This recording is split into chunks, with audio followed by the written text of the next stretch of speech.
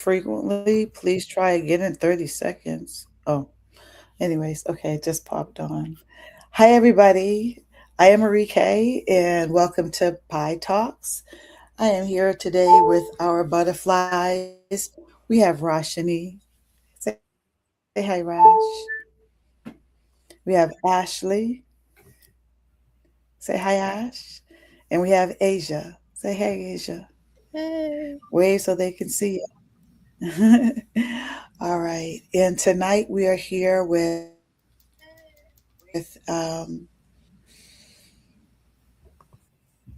well, before we get started, I actually wanted to take a moment and talk about some of the things that are going on in the community. With Pi Talks, we have our conversations pre scheduled. So you can go to our website now under Pi Talks and see that we have things for all the way to the end of the month already pre scheduled. Most of our conversation is about restoration in the community. All of our topics are about what's going on in our community in ways that we can also come together, work together, and help our community. The reason why our programs are structured this way is because we're hurting. And this is exactly why Pi was developed, was to come in and say, listen, we understand. When you hurt, we hurt. And there's been so much hurt, generational hurt and intergenerational hurt in our community. And when do we have the opportunity to actually just breathe? When has the opportunity come for us to stop seeing our children murdered and people walking away free? The other day, I'm not really on social media as much as I used to be because we're preparing to get into the community. And so a lot of contracts and a lot of funding and a lot of meetings are going on in the background, and I don't have the capacity to be on social media as much. And I came on 2 days ago, and down my feed, it ripped me apart because I had seen the old lady who is 74 years old with the beautiful gray, long gray hair beat up in a restaurant. And she didn't make it out the restaurant, somebody's grandmother.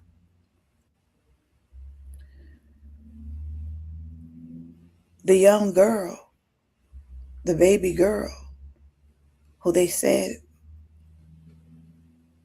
found hung from a tree, another one that they ruled as suicide.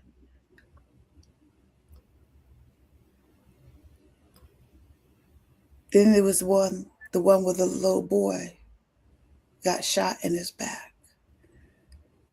And it was on top of, and then you go back last week, and you go back the week before, and there's always something. And if we think that this is not affecting us, it is. In the fact that we don't have an answer because we're so divided as a people that it continues to happen. And so, our part of the solution is this organization to say, we know that we're hurting, and we can start with the sisters and to bring the sisters and to gather the sisters, and not just to sit in conversation, but actually a pathway to restoration. And so we do talk about things that maybe other groups don't talk about or how they talk about. But it's about longevity. But it all starts with the restoration of self. And so tonight we're going to talk about breaking, becoming the first in your family to break emotional generational curses. Because it's time for the family to turn back from all the toxic things that we're being shown and the pain. And so again, this tonight is a conversation about healing family trauma from a cultural, from a spiritual, from a community-based lens. And so take your time. We're going to take our time. Remember to stay safe, to breathe. If something that we say triggers or anything like that, please feel free to take care of you first, as we do not intend to do any more harm. However, these are conversations that definitely need to be talked about in our community. Are y'all there?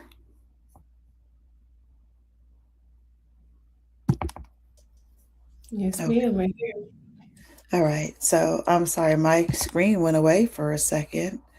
And I was like, what is happening here? I can't see them. Are y'all still here? Because my stuff likes to disappear and shoot off on us. Okay. So tonight we're having a conversation that many families want to have, but at this point in time, it's really hard to have. And so for generations, our communities have survived slavery, displacement, violence, poverty, incarceration, addiction, family separation,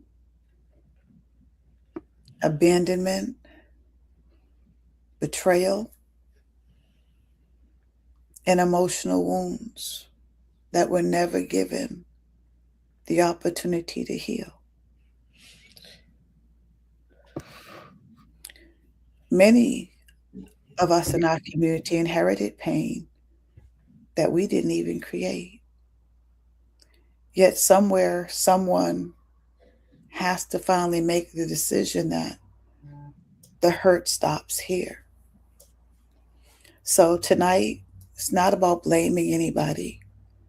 It's not about trying to blame the parents, because sometimes you can give your children the best of the best, and them streets still get a hold of your children. So for people to say, no, that we were the parents, and no, it's not always the parents.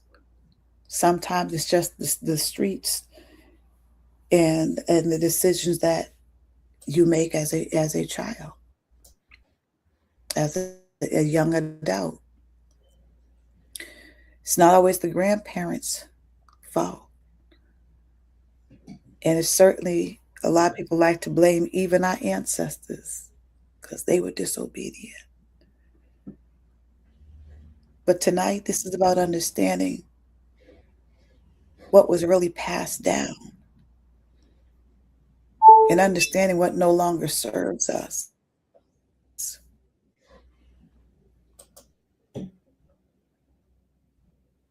and how we become the generation that chooses restoration over dysfunction and chooses love, true love, over pseudo love and survival mode. Our families have been under attack since we got here. The difference is it's no longer from only outside forces, but from within.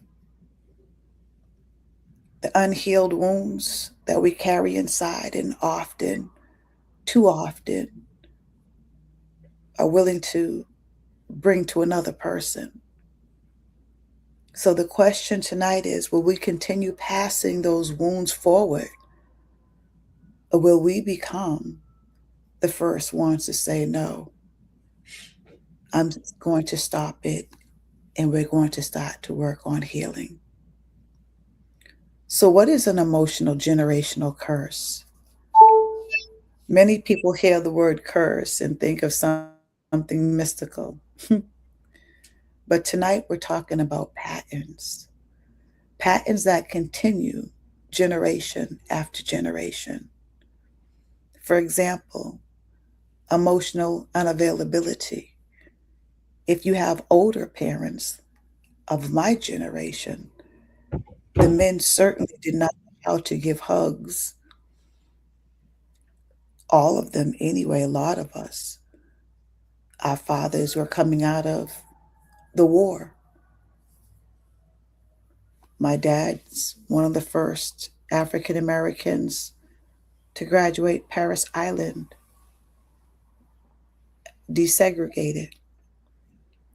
So, a lot of emotional unavailability, feelings of abandonment, domestic violence that has been passed down, addictions that have been passed down, the family secrets that have been passed down that normally lie within sexual abuse, the chronic anger, and you still see it.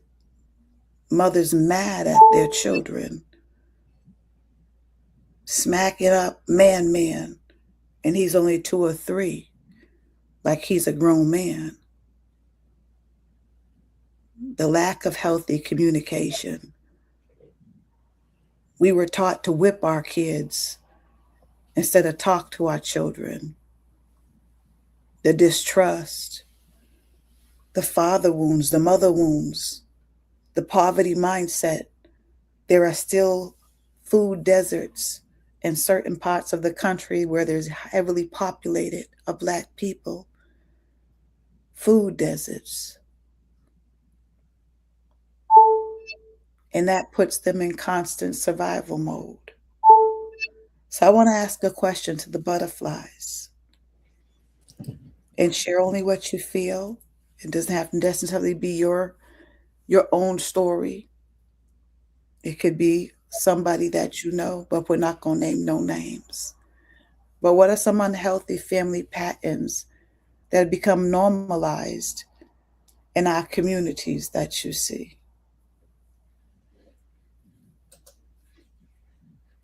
Y'all can just come off of mute. Yeah. I'm speaking a more general, not in, relation to one specific thing, but some unhealthy patterns that have become normalized in our communities are staying silent about pain, treating survival as the same thing as healing, and believing that children should just get over difficult experiences, right? Like so many of us grew up seeing trauma and instability. We saw addiction and incarceration, and we're taught just to tough it out and not talk about it. We learn to be strong, but not necessarily how to heal.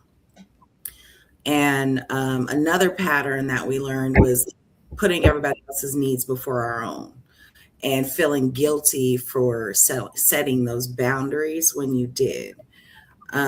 We treat self-sacrifice like it's to be glorified, right? But we ignore when people are just burnt out or depressed or just experiencing emotional exhaustion. And I also think unhealthy communication has been way too normalized.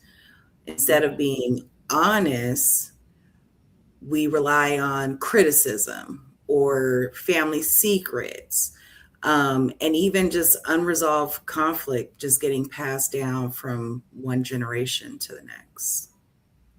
Yeah. Well, Ashley done said a lot. But one that she did not say that I have is also avoiding accountability, which I Mm, think, when she mentioned the unresolved issues, that's kind of a form of it, but just the lack of saying sorry, especially from an elder, from someone who's older to someone that's younger than them.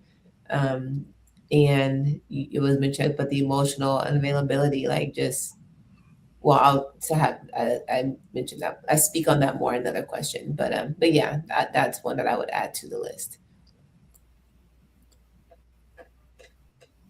Um, Kind of piggybacking off of what Ashley like first said. Um, like I've seen how like emotional pain can become so common in families that people just stop recognizing it as pain. Like things like shutting down emotionally, avoiding vulnerability, or carrying everything alone can become so can become normal when there are Mhm. actually signs of that healing is needed. Yeah.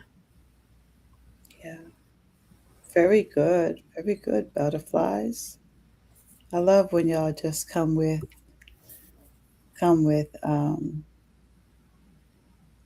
your topics and your conversation. It's just always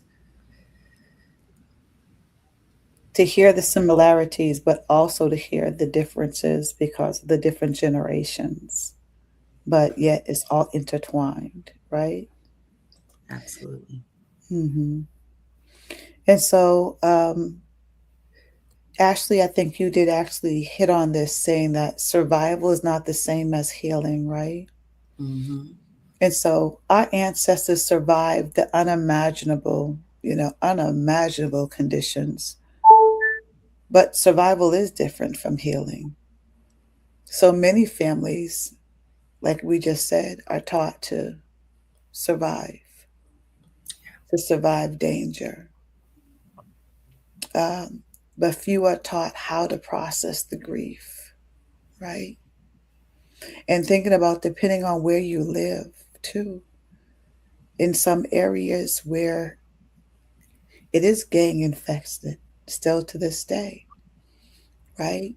You are literally are taught how to survive, how to walk, what colors to wear, what colors not to wear, which routes to walk down, which routes not to walk down, which streets to walk down. And when a friend gets hit or killed, the processing of grief, where's that? You know, to the level that you need as a child. I remember in high school, one of my friends, and I lived in the suburbs, one of my friends shot another one of my friends, killed him. Parents were frantic. And, I got cussed out for being at the hospital and, because your parents are frantic, heard a kid get shot and don't know who it is. And, but there was no grief counseling for us. Um, Many are taught how to work at an early age, depending on where we're at and which part of the world you're at.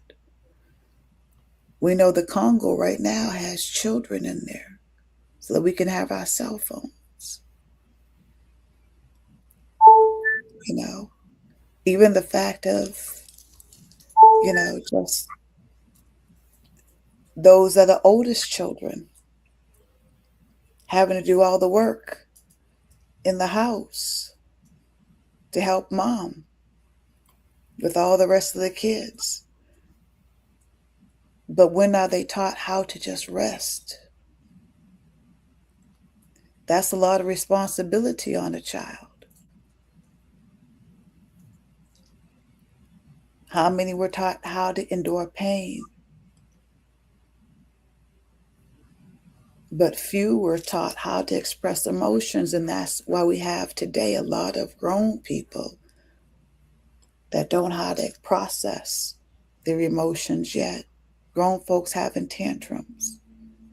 So, another question to the butterflies: what emotional skills were missing in the families and communities that either you grew up in or what you see in the community now? What emotional skills are missing? I'll go first this time. So I put healthy communication, because yelling seems is often I've seen to be like a first line of first way to communicate, right? There is no building to there, it just goes straight to that. Or seeing parents like cuss at their kids, little kids. Um, and then also I put the lack of emotional processing or regulation, because we get a lot of like, oh, stop crying, I'm gonna give you something to cry about. Or just being told to hush up or shut up, just straight up. And so there was a lack of care about how we felt about anything. And I feel like that has resulted in now, oftentimes one of either like the acting out to get an attention, to get a response because they're just doing so much, or making oneself invisible or emotionally numb, so that way they don't have to worry about it. And I know personally, I kind of identify with the second one. And I'm not saying those are the only two, but those seem to be, the two kind of extremes that I've witnessed, and seem to be, um, that comes from not processing anything or not knowing how to process or express our emotion or regulate our emotions. Yeah, that is very good. I'll go. Um, I think many of us learned how to survive difficult situations, but we weren't always taught how to identify our feelings or communicate our needs or even process grief. Um, we learn resilience, but not always healing. So, Absolutely. And to piggyback off of that, yeah, definitely we're not taught to identify feelings at all growing up. And one of the biggest things was we weren't taught how to work through conflict without anger or silence or even avoidance altogether, right? You either gonna, like Raj said, get mad and get to yelling, gonna shut down, or you just gonna run away, right? Just I don't want to deal with it at all. Um, and like Asia said, again, like we're always just surviving. Just that's all we were taught was how to make it to the next day. Yeah. And those, it comes with us as we grow, Mm-hmm. and we take that with us onto the job. It really does shape us. And this is why we come over here and say, listen, let's breathe, sisters. Yes. Let's learn about our nervous system, sisters. Let's learn how to have our voice. But in order to do that, we have to pause and go back to those places, right? To where it first entered in, and that hurt first entered in our voice was snatched, and our dreams were snatched, and to be able to walk with each other in that spirit of true love, because that's the key to it all and to all the healing, in that what we have walked out together, in the ability to be able to meet one another and walk with one another through hardship, pain, growing and developing as women, right? Trying to figure it out. and to finally find a group that we could figure it out together, that say this isn't going to be somewhere that it's not going to hold me down, but will hold me accountable and will also hold me up, but allows me that if I fall down, that they don't hold me down. But it's a place that I'm allowed to fall down in knowing that that love is going to say, I'm only here to pick you back up again, or we're just here when you get back up again, or whatever it is that you need at that time. But what it won't be is harm, because we need a place to heal Yes. and to learn in a sistership like this, to be able to learn those emotional skills and to be able to make those mistakes and go through that transformation, because it doesn't just happen overnight.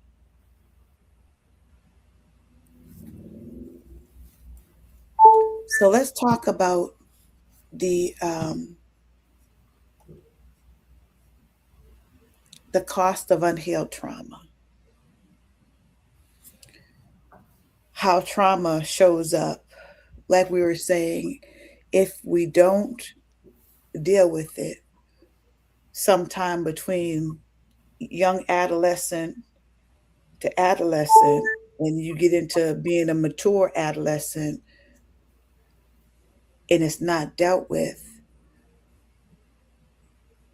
normally that's somebody that, like I say, the little character on Charlie Brown that got the dirt around him. Those are those people, right? No matter where they go, it's just chaos. No matter what they do, it's just chaos. They can't help themselves.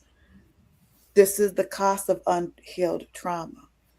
You get those people that are constantly angry. They're hyper independent. Those that are fear of intimacy. So I got to hurt you before you hurt me. I'm not giving nobody my heart. I'm gonna do whatever. Those are the people that have gotten hurt or rejected before. The distrust. I don't trust nobody. The favorite thing, 90 something percent of my girls will say, I don't do girls. I say, yes, you do. You just don't know it yet. Mhm. Ashley, I don't like girls. I don't do girls. But I say, yes, y'all do. You just don't.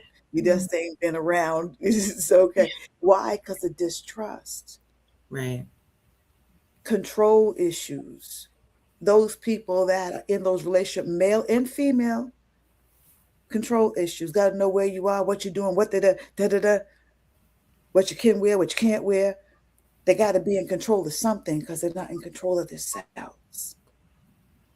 Those are those relationship people that those people that don't work and hang out at your house will want to tell you the rules Right. because they need control. Isolation. We're talking about the costs of unhealed trauma. And you can see all these variations actually within the community: emotional numbness, people pleasing, and difficulty receiving love. So I'm going to ask y'all, have you ever realized you were reacting from an old wound instead of a current situation? Absolutely. Absolutely. A few times.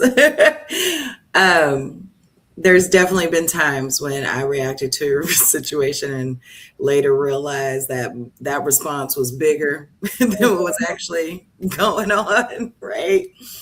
Um, and then later on, when I thought about it, because I'm still a Gemini, so I'm going to overthink everything. um, I saw that really what I was reacting to really didn't even have anything to do at all with the current situation, but was absolutely connected to a past trauma. It could have been, a rejection or an abandonment, um, or just not feeling seen or valued. But I've definitely seen that, and not just once, like I said, multiple times. Well, that is actually a good thing Mm-hmm. because that means that you're going through the transformation. Because if you Right. can't see it, it's those people that don't see it, that don't understand. So they keep going through it and doing the same thing over and over and over. Once you start working on self and you Yeah. really start working on yourself and that accountability, you start to see yourself. Yeah. And so when you start to see yourself, that gives you the ability. That's when the correction, this is when you say, okay, that stank. I Right. agree. And it doesn't mean that, oh, it's perfect. No, but I noticed, but I'm noticing that's the first part of healing is Right. noticing. As Michael said, I'm looking at the man in the mirror. I'm Absolutely. asking to change his ways because you start to see the reflection of yourself. And that's why I said I don't have time to look at nobody else what they doing. I'm a full-time job. Absolutely. It's funny because like people who knew me in my teens and in my 20s, and they see me today and they're like, who are you? You're so calm. Like you're like because I see different now. Like I see me. Mm-hmm. Yes. The journey that most people don't want to take, that introspective journey, and up against nobody and nothing else but true love in its essence, because true love will show you. Absolutely. Raj or Asia, did you want to chime in? Yeah, I don't know. Um, Same thing like with Ash, sometimes a situation triggers something that's much older than what's happening in the current moment. Um, like you may think that you're responding to a disagreement, but you're actually responding to like years of criticism or abandonment, or even for me, it's disappointment. Um, Healing for me often like begins with like learning to pause and ask myself, what is this situation reminding me of? Mm-hmm. Because unhealed trauma doesn't just affect the person carrying it, it affects relationships, Yeah. parenting, friendships, even how people see themselves. Mm-hmm. You know, what isn't healed will get repeated. So, Mm-hmm. Mm-hmm. Yes, absolutely. I love that. So true. So true. Raj?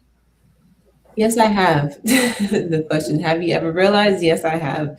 Um, but just to piggyback on what ladies have said, I'll find myself in a situation, or I have found myself in a situation and found the feeling that I was feeling to be like a familiar thing. And when I really like sat with the feeling before I just reacted how I wanted to, I realized the feeling that I have is not really associated to this current situation.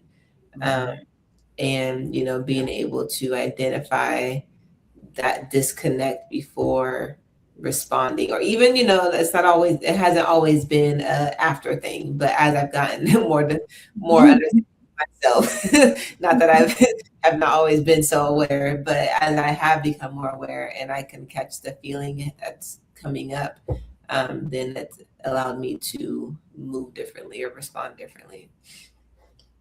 Yeah. You know,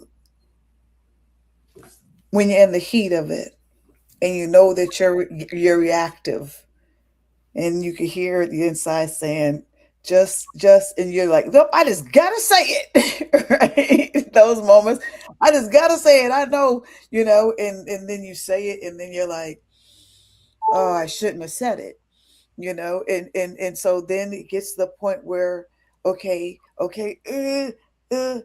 what are my tools? Right. Breathe,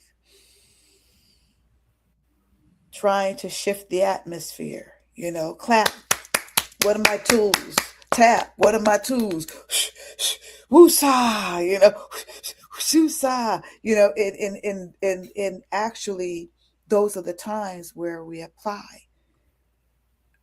those tools to help us. And sometimes we can get there and bring ourselves down.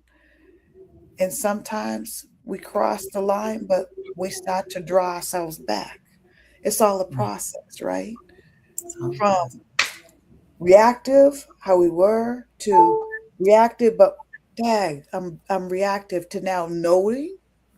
And now it's the process of the steps to take to change that, right? And so it is a process. And so the healing, the being around other women who are healing, the synergy of that, the working on ourselves, noticing what our triggers are, naming them so we can begin to heal them, sharing them when we're intimate with one another in our circles. When it happens, to say, hey, did did that sister really say that like that? Or was I triggered? And I heard it like that. And the only way to find out is by what? We got to go to the sister and ask, which is uncomfortable because we're not used to that. We're not used to saying, hey, can you clarify what you just said? Because it didn't register real well with me. And then the sister can say, oh, well, I meant it like, and then you realize it wasn't even what you heard. But being able to get us there takes work. Being able to get us to where we can hear one another without running off on our first thought, right? And so this is what some of the things that we do here at Purifications makes us different. A lot of accountability here so that we can heal, because healing does take a process. And when somebody's here, because they're still in their trigger fully, but they're in the healing circle, we got to be able to wrap around them still and understand that that's the trigger, because that true love, holding on rather than talking about, casting out, throwing out, and making clicks about, that true love is what actually finally breaks and repairs and restores. So that's what we offer. And so breaking the cycle without blaming,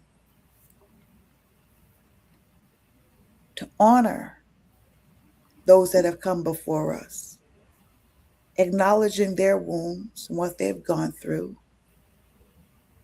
knowing that some of our parents might have done some harmful things, and figuring that out in a way that's freeing for you, but not having you live a lie. That takes work. Healing by not dishonoring anybody else. What I've gone through, I've gone through. I have a choice on how I share that with people. I had a choice, and I chose to heal without dishonoring certain people. That was my choice.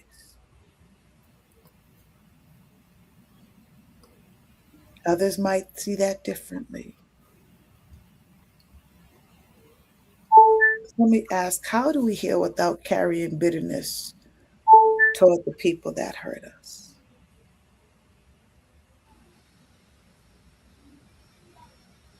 Is Um, you want to start? yeah. So for me, healing begins with understanding.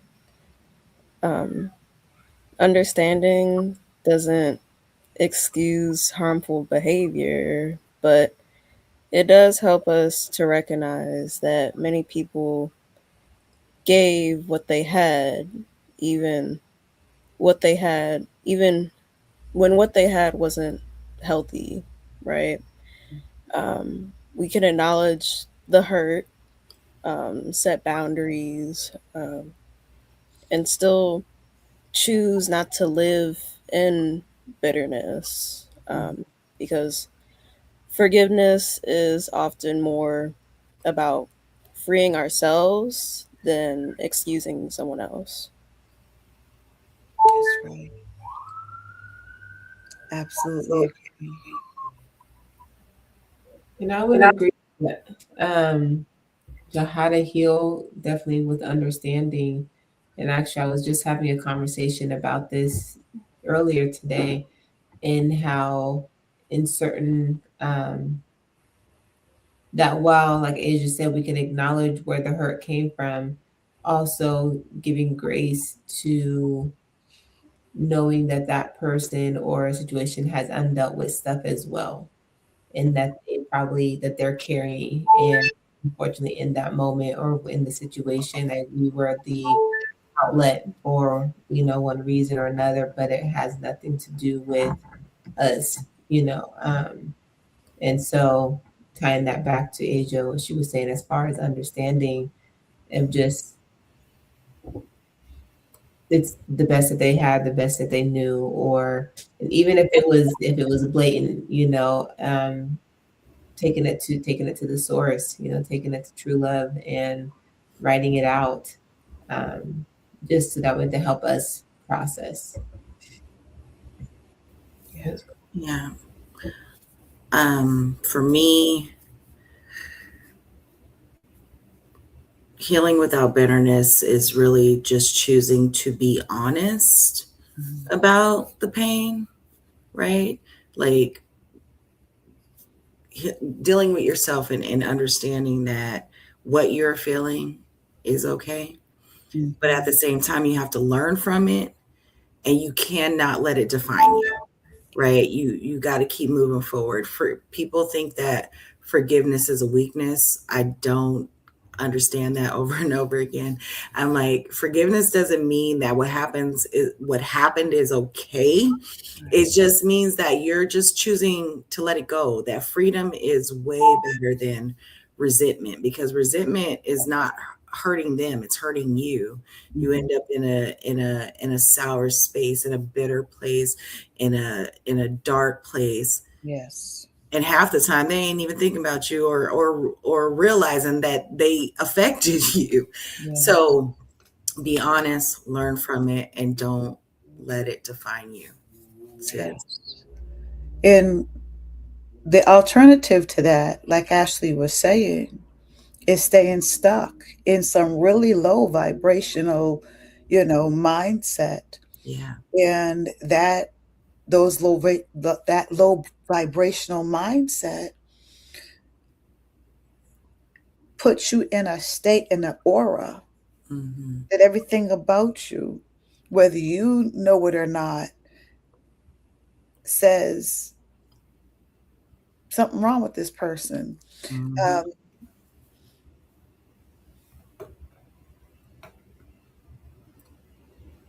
you don't trust easy. There's all these things that put up a wall around that beautiful light that you're supposed to be, and all that time that it consumes playing it over and over and over, in trying to, you know whatever. It's just so much energy, but it's energy used on the wrong space, and it keeps you away from healing. And so to release something again is not saying that it was okay, but it is okay for me to heal. It is okay for me to come out of this thing, because my circumstance does not define me. What I've gone through does not define me. And this is what being connected to true love helps us stand. Being in circles connected to others with true love helps us stand through those times, and it brings healing. And that's the bottom line, is we want to be able to get to the part of healing freedom. And it also brings discernment in knowing how to deal with people, who to allow close, who to keep away in love from a distance, right? So returning to traditional community of healing. So before therapy became common, many cultures practice healing through what we're doing right now. The elders would come and sit and talk to us.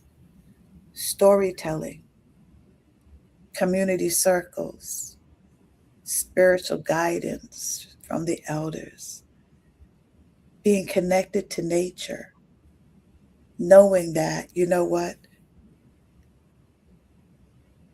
they weren't stuck in buildings for 8 and 9 hours out the day. They were actually outside, didn't wear shoes. So your feet were hitting all the good stuff, the minerals and all the stuff. You're outside, the sun.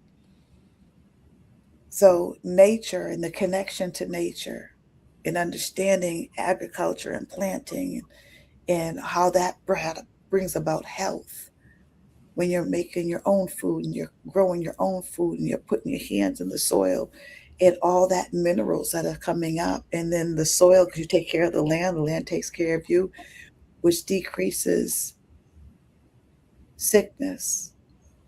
So they knew about nature, music, the real essence of our music that come from drumming, dancing, that healing music. This is why they have stolen music from us and given us this false culture that is actually destroying us with entertainment and music, what we talked about behind the lyrics, behind the beat, right? They know how powerful music is. And of course, prayer, ceremony, and collective responsibility.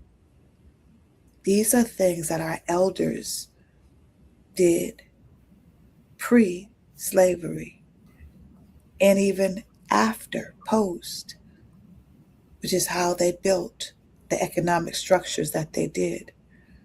What traditional healing practices have helped our communities or will help our communities, either or, reconnect? Anybody want to go? I think one big one, I mean, everything you spoke to for sure, but I think one fundamental one that we really lost is the connection between generations. Um, the elders that, well, the younger generation listening to the elders, um, and the elders sitting down and talking to the younger generation and teaching them things, and to where that is more natural. Unfortunately, at least since I've been of age, in my 30 something years of living, it's like when someone older than you tells you something, you just brush it off like, whatever, whatever, whatever. And then you be their age and you realize, oh snap, they were right. And so I think that's probably that whole kind of brushing off the wisdom of our elders is probably a more newer Western culture concept because if you go Eastern, there's a lot more reverence, to the elders than there is that we have. And so that would be one of the, like, in my opinion, as the found fundamental and foundational things that would help us reconnect. Absolutely. And I would say our elders who have been decolonized,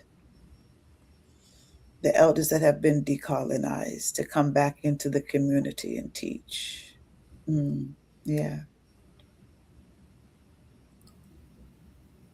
Who wants to go next? We have about 9 minutes left. Right. Um, so prayer, of course, storytelling, mentorship, music, and just gathering in community have all helped our communities reconnect themselves in the past.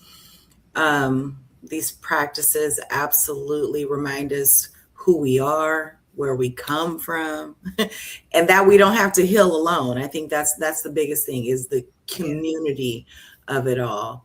Um, Sometimes healing just begins with feeling safe enough and in a safe space that you can open up about your truth and your experiences. Yes. Yep. Same as Ashley.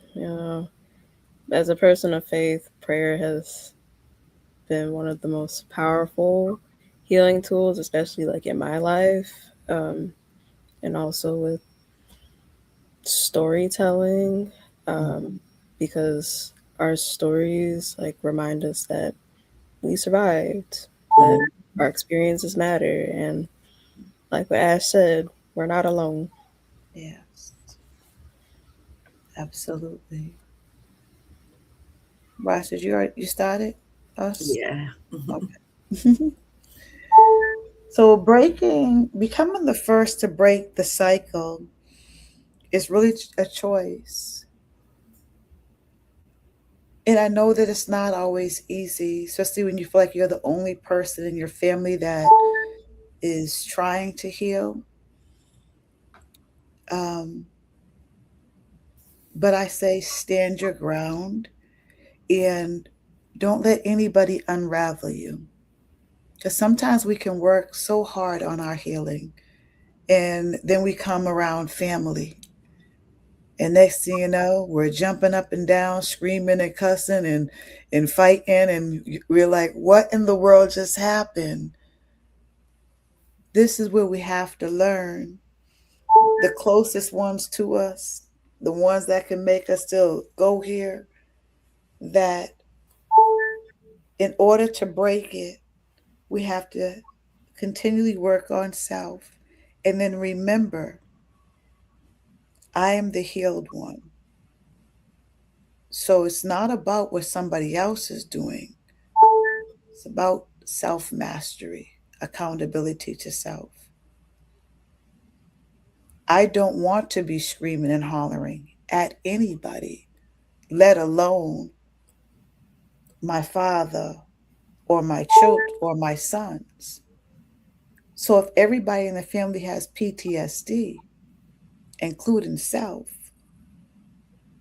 but self does the healing work and self understands. Self has to choose to say, I am going to break it. I know that he can't help himself. Daddy gonna growl.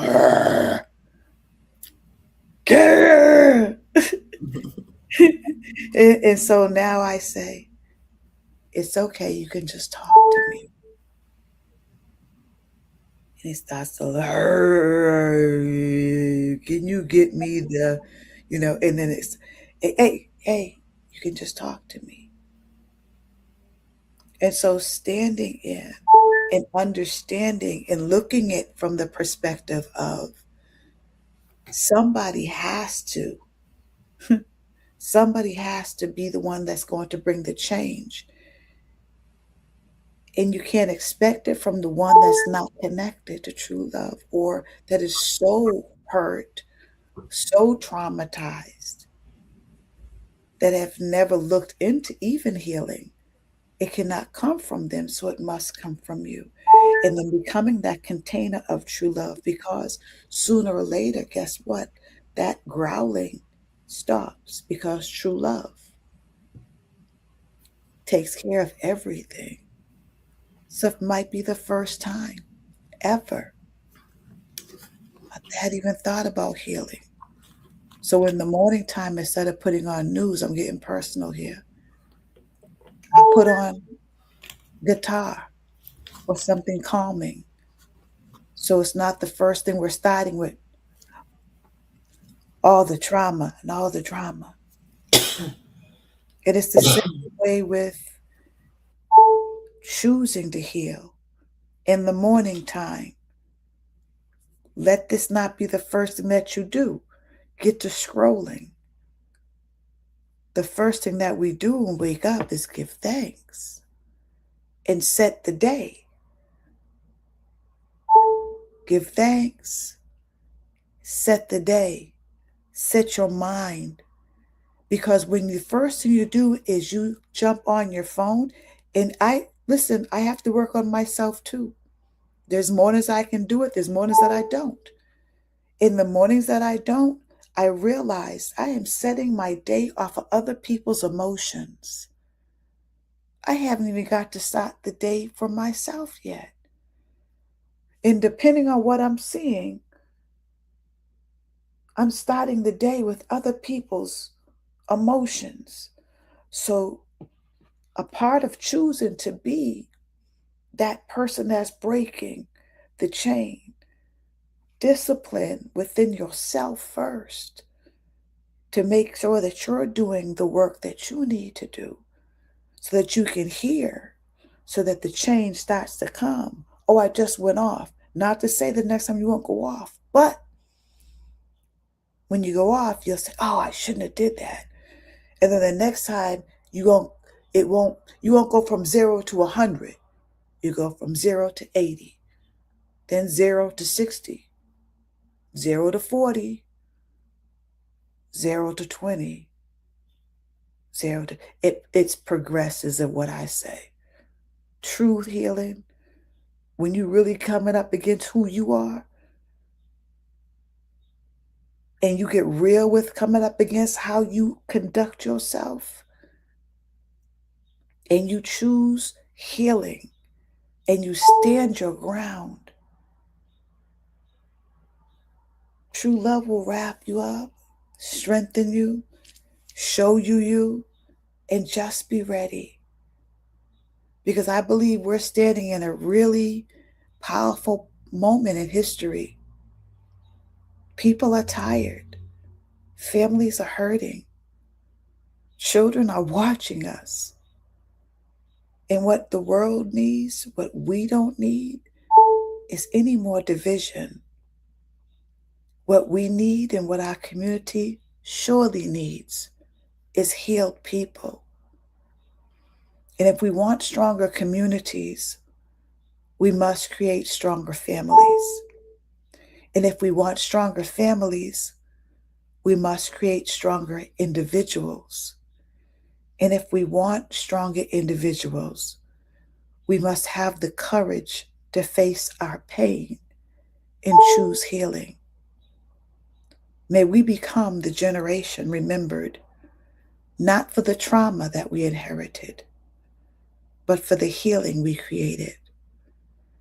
May we become the first, and may those who come after us never have to carry the weight of what it's like to refusing to heal.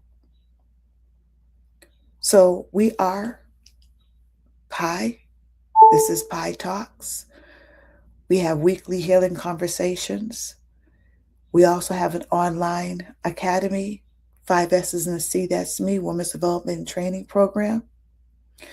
We are a sisterhood of accountability.